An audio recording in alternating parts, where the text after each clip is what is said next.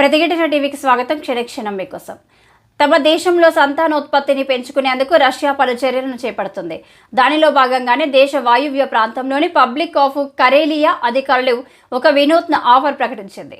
స్థానిక యూనివర్సిటీ కాలేజీల్లో చదివే 25 ఏళ్లలోపు యువతులు ఆరోగ్యవంతమైన బిడ్డను కంటే వారికి 92,000 బహుమతిగా ఇస్తామంటూ ప్రకటించారు. కాగా దేశంలో సంతానోత్పత్తి రేటును పెంచేందుకు ప్రవేశపెట్టే ఈ స్కీమ్ వచ్చే ఏడాది జనవరి 1 నుంచి అమల్లోకి వస్తుందన్నారు. ఇప్పటికే రష్యా దాని రీజియన్ ప్రాంతాలు జననాల రేటును పెంచడానికి పలు చర్యలు చేపట్టింది. ఇటీవల ఉక్రెయిన్తో యుద్ధంతో రష్యాలోని పలువురు యువకులు మరణించగా బలవంతంగా సైన్యంలోకి తీసుకుంటారన్న భయంతో చాలా మంది దేశాలను వదిలి పారిపోయారు. మాస్కో టైమ్స్ కథనం ప్రకారం ఇప్పటికే దేశంలో గర్భ నిరోధక సాధనాలైన కండోమ్స్, మాత్రలు వంటి వాటిపై సర్కార్ నిషేధం విధించింది. అయితే ప్రతి రష్యా మహిళ 8 మందికి జన్మనివ్వాలని గతేడాది డిసెంబర్లో విజ్ఞప్తి చేసిన విషయం తెలిసిందే. మన జాతి సమూహాలలో చాలామంది 4, 5 లేదా అంతకంటే ఎక్కువ మంది పిల్లలతో పెద్ద కుటుంబాలను కలిగి ఉన్న సాంప్రదాయం ఉంది.